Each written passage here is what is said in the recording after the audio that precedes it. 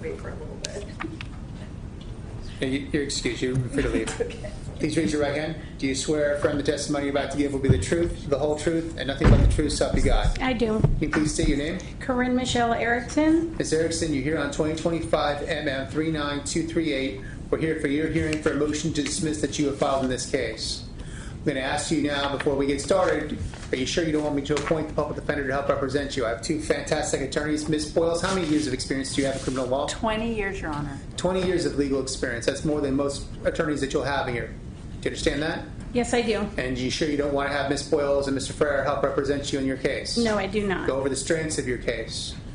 File any motions on your behalf with the proper legal dicta and legal case law to support that. No, sir. Okay. Ms. Boyles, Mr. Ferrer, you're free to leave if you'd like to leave. Thank you, Your Honor. But you're Thank welcome you, to stay Your if you'd like to stay.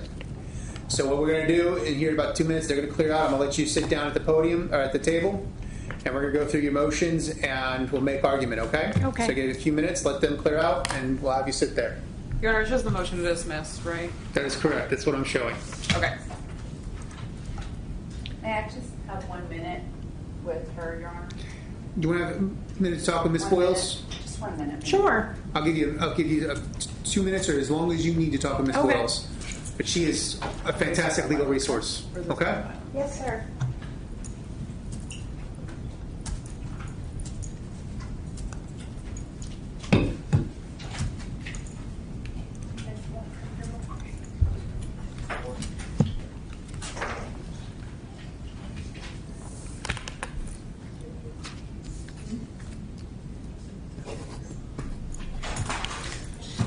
Fair. She's outnumbered 3-1 in there. You want to go back there and give her?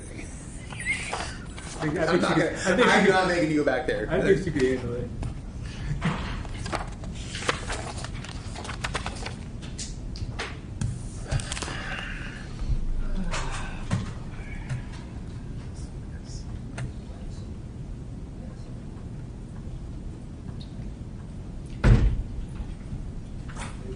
She did take my copy.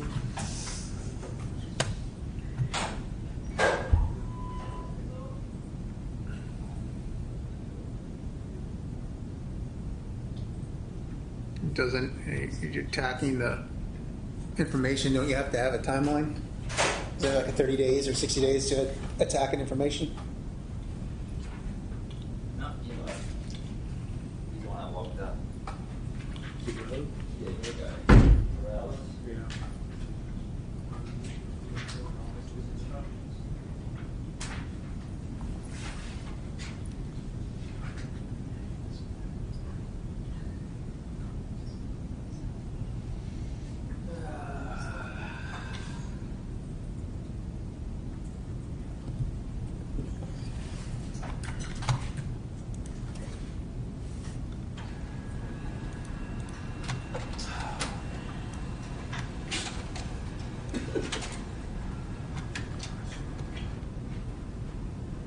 He called me earlier, and he said to me, "What are you, busy?"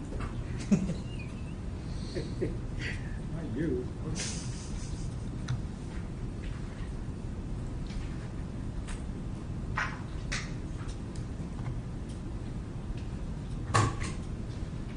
I got stuff like this. I got private. I got public. I thought Mr. Fox got you all prepared for this. You can talk to Mr. Fox right now on that. I offered our services, they declined, it's fine. Good. Maybe I did try. So is this argument based? I'm going to let, it's Ms. Erickson's motion. I'll allow her to argue. I'll allow the state to rebut, and then I'll have the defendant to have the last word. So Ms. Erickson, you may proceed with argument. Okay, well, my issue has been from the beginning, the charging document. It states generic terms. It doesn't explain a criminal intent or a criminal act. It just says my name, LaRosa's name, and then the statute, which is very vague because there's many meanings for resisting, obstructing, or opposing. There's no act in there. What did I do that would constitute me being arrested and for the state in this court to continue to try to get a conviction on something that's bogus. Okay, and I would like to bring up, no disrespect, there's a code of conduct for U.S. judges, okay? Canon 2, a judge should avoid impropriety in the appearance of impropriety in all activities, which means stay away from violation of law. That's what's going on here, because I filed motions, I filed an affidavit, I've come before you, I've brought this to your attention, to the state's attention. Nobody is giving me answers. And according to the Sixth Amendment, I am due those answers. It's your duty, the court's duty, to explain the nature of the crime against me. And it's violating my constitutional rights. Somebody brings it to the court's attention that something's not right, it needs to be addressed. It needs to be answered. Nothing on that document is understandable. I'm supposed to know the nature of the charge brought against me. Let me ask, Ms. Erickson, do you have any case law to support your position? I do. It's all in the motion. Have you had a chance to look at the motion? I had a chance to review your motion. Okay, and it is backed up with Supreme Court cases. And I also have probable cause. Supreme Court standard for probable cause requires facts and circumstances that a crime has occurred. Bringer versus U.S. 1949 and Beck versus Ohio 1964. Supreme Court defined probable cause as facts and circumstances sufficient for a reasonable person to believe a crime was committed. Okay. Thank you for your arguments, ma'am. So in State v. Lee, 651 Southern 2nd, 121, well, 1221, I'd like to direct the court's attention to page 1222, where the cross appeal was to deny the motion to dismiss counts 3 and 4. Here, the court outlined that an information is sufficient if it tracks the statute and the state not need present proof with which it intends to establish its case. Although it's not a model allegation, the state tracked the appropriate language when it alleged. So this was a first-degree murder, homicide.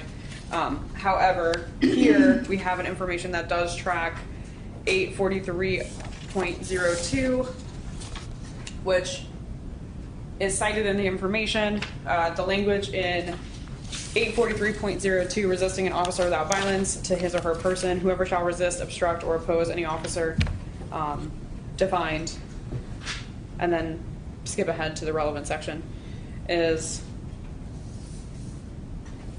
or other person legally authorized to execute process and execution of a legal process or in the lawful execution of a legal duty. What about a statement of particulars? I know that Ms. Erickson is kind of far afield and she wouldn't even know how to move for a statement of particulars, but would the state be inclined to offer or provide a statement of particulars in this case? Yes, Your Honor, the state would be inclined to do so. I think I understand that as a pro se defendant, she should be filing the motions that need to be filed as a pro se defendant, or she would need help with that through a lawyer. At this time, she's denied a lawyer, but ultimately, if the court would like us to provide a statement of particulars, the state's inclined to do so. Okay. Anything further, State? No, Your Honor. All right, Ms. Erickson, you may respond. So doesn't Supreme Court cases trump? What Supreme Court case have you provided me or shown me? Well, I just stated the Bringer versus U.S. 1949, Beck versus Ohio 1964. And those were defining probable cause, though, correct? Okay, and Morissette versus U.S. 1952. Constitution Amendment 5 and 14, due process clauses. Omission of a criminal intent from a statute should not be construed as eliminating that element. Where intent is an ingredient of the crime charge, its existence is a question of fact, which must be submitted to the jury. It is alike the general rule of law and the dictate of natural justice, that to constitute guilt, there must not only be a wrongful act, but a criminal intention also. So I'm denying your motion based on the case law provided That's fine. and the I knew information that's that. provided. Now, I do want to point out that it wasn't brought up by the state, but I would have granted a motion to dismiss this motion based on the fact that it wasn't timely. And that, I know, is based on your experience as an attorney, but you have to file any motions attacking an information at the time of arraignment, or before the time of arraignment. And because this was done significantly after the time of arraignment, it could have been stricken at that point. We proceeded without that. So I do want to point that out, that, and I'm not making any findings as to that, but I am relying upon the evidence provided and the arguments provided to me today. The statement in particular will help give you kind of an idea of how you broke the law and why you broke the law. There's another issue I have, because I knew the motion to dismiss was going to be kicked down the road. Oh, it's not been kicked down the road, ma'am. Well, I've it's addressed been it today. denied. It's been have- denied, and I've we're been- going off case law. Hold on. Stop. My courtroom.